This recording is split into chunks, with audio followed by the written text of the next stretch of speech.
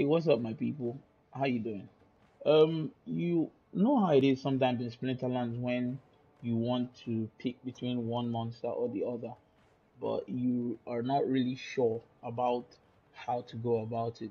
But that's the beautiful thing about Summoner Lab because Summoner Lab simplifies this decision for you and makes it really easy. However, at the end of the day, you still have to vary the information you find here and link it. Sorry, excuse me. You have to link it with your own personal requirements for your deck. So what I mean is, do you want a monster because you want to use it for rank battles, or do you want a monster because you want to use it to generate income passively, through rentals and stuff like that? So you have to keep all this in mind while also comparing that with your finances. Of course, you have to always be sure that you can afford a monster, and you have to know how you are going to apply it into your team. Right now, I'm going to be comparing two monsters that are quite similar.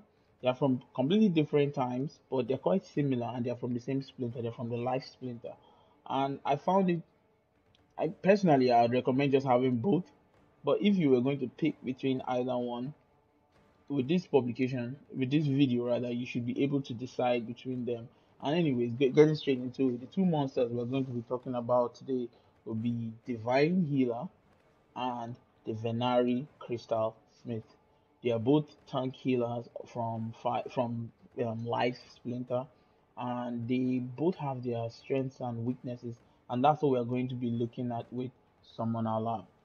So Summoner Lab is a new project that I stumbled into, and to get better information, you should do the pro version. The pro version costs $1 a month, and I think it's absolutely worth it. So thanks to this feature, you just go to cards, and then you can just toggle the filters here to go straight to wherever you want to go to get closer to the monsters that you want to see. And the two monsters that we're looking at today will be Divine Healer over here and Venari Crystalsmith over here. Already you can see that Venari Crystalsmith, while being much cheaper and of higher rarity, is still being more cheaper, higher rarity, has a better win rate than the Divine Healer, which is pretty weird, all things considered, but there's a reason for that. So let's start with looking at the Venari Crystalsmith first of all. You can see that the best rule sets to use this monster is with equalizer rule set and with even Stevens rule set. Then when there's no rule set, it also does well. And no surprise that Chain Golem is one of its best teammates. Um, Healers tend to do well with solid tanks, and Chain Golem, as you know, is one of the best tanks in the game. I think it's kind of sometimes I consider the Chain Golem to be like Lord Ariantus, but the only difference between Chain Golem and Lord Ariantus is it doesn't have that magic and it doesn't have magic and thorns. Instead, it just has really powerful melee. So naturally, Venari Crystalsmith is weakest against Kobold Miner, and I'm probably sure it's going to be weak against other monsters that use sneak ability. Most users of Venari Crystalsmith will probably be putting the monster at the tail end of their rank, of their set of monsters that they use for battle. So I'm not surprised that that's the case. And the strongest against Bone Golem, Contessa Lamet, and Cost Slimer. Really, life hates death. That's what this is about. Anyways, if you check the charts of this monster, you find some interesting information there. Um, but before we get to the charts, let's just check Divine Healer and let's see what Divine Healer is about. Might have to refresh the page, so let's see what Divine Healer is about. Divine Healer is also a life monster. Um, but she's from the older collection of monsters, like I said earlier. And the reason why Divine Healer is more expensive than the Venari Crystalsmith is because, according to the rules, older monsters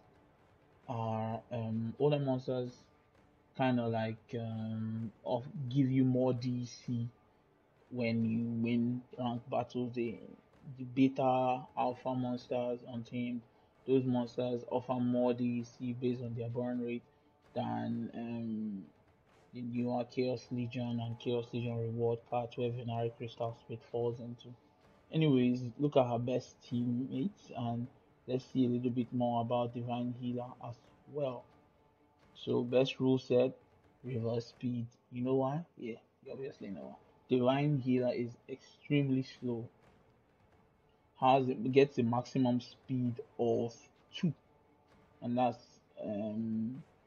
maximum speed of 2, and she's divine healer. She's not really an aggressive card. It's not really in your team to do more damage to the opponent. It's more about focus on healing, and just as expected for most low mana monsters, you'd find that they are going to have equalizer rule set as their best rule set, and best teammate is Brighton Bloom. Interesting.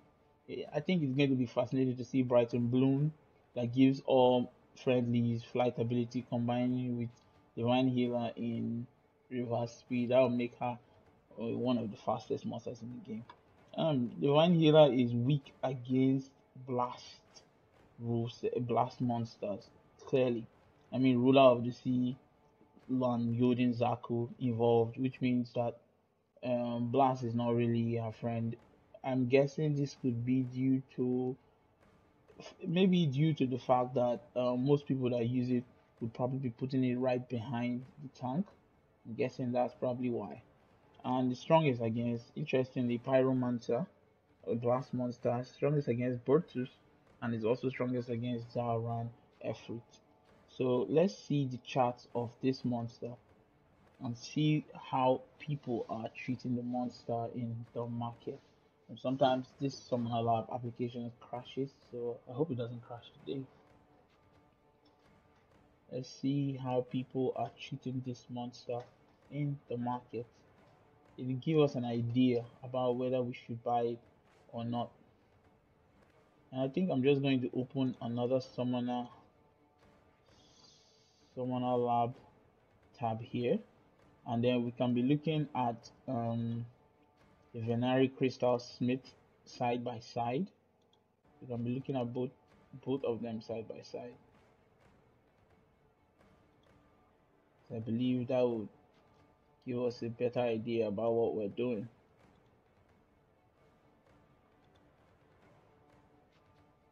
Okay, so Divine Healer chart here, Venari Crystalsmith chart loading over here.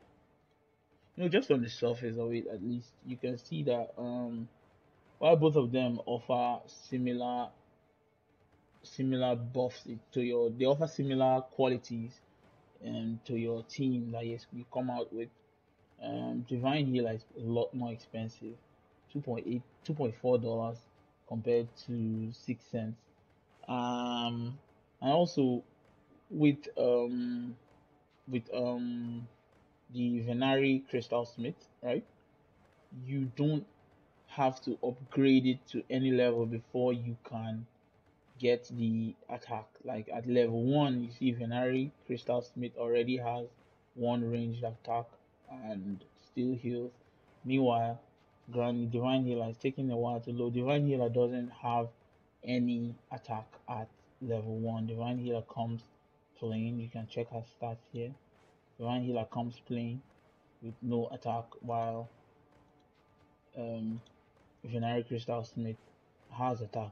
So that means if you are going into the game and you have a very tiny budget and you're not looking you're looking for a monster that you can just get for cheap and start using, Venari Crystalsmith is obviously the choice for you. However, if you have a little bit extra, you could consider getting Divine Healer. But the problem is with Divine Healer, you need to get at least 5 Divine Healers before you can get any magic attack into your collection. But that magic attack is going to come handy. It's going to come in handy. Definitely comes in handy. So I'm just waiting for the price charts to load, because sometimes when you see a monster being more expensive than the other and both of them offering similar advantages to you in battle, there's it, you tend to just think, okay, well, fuck, I'm going to get the cheaper one.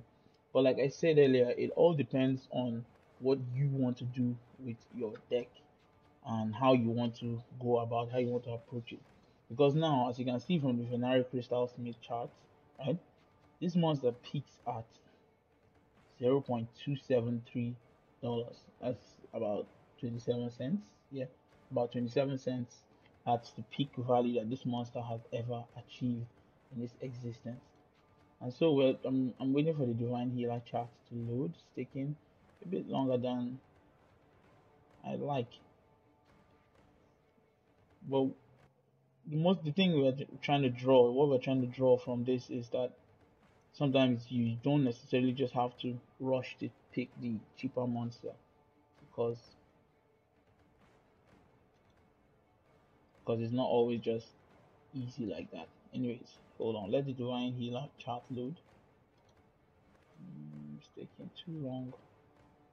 Okay, let me just, I think I'm just going to start it all over again.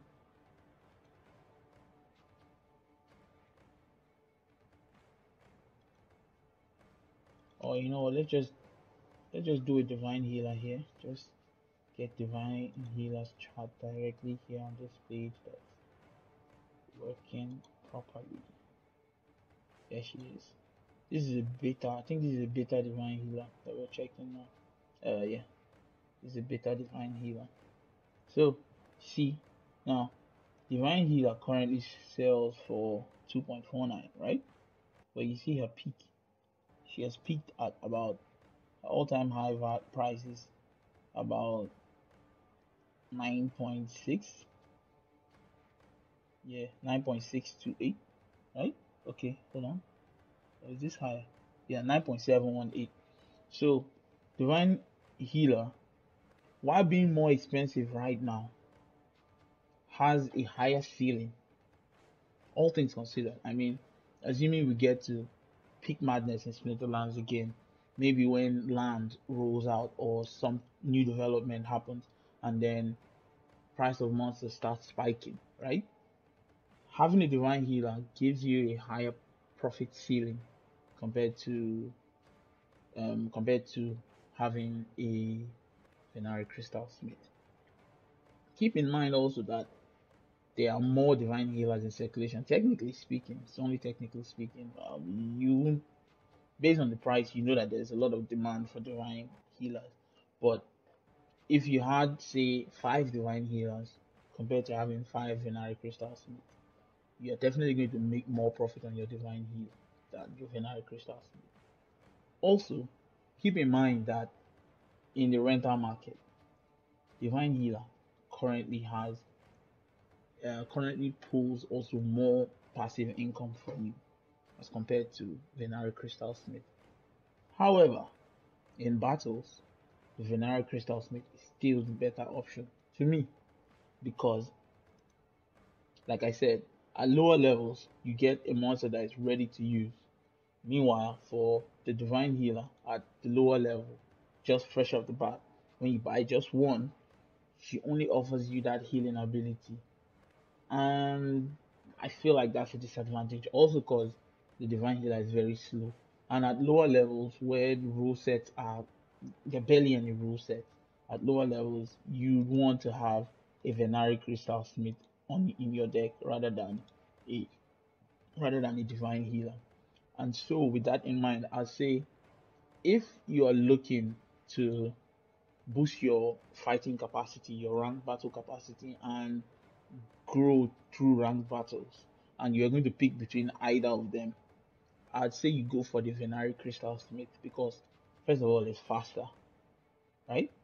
Offers you fighting ability in terms of one ranged attack, fresh off the bat, like straight up. It's way cheaper. And when I say it's faster, I mean it's faster in terms of the speed. It's faster.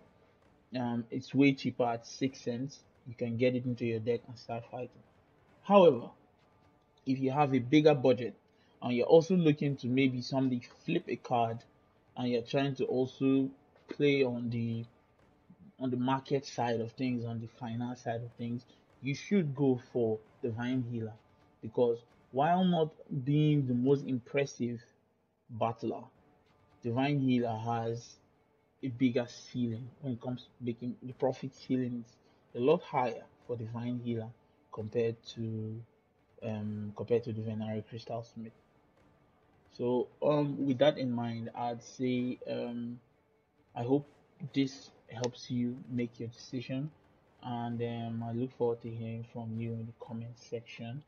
Thank you for watching my video and have a wonderful day.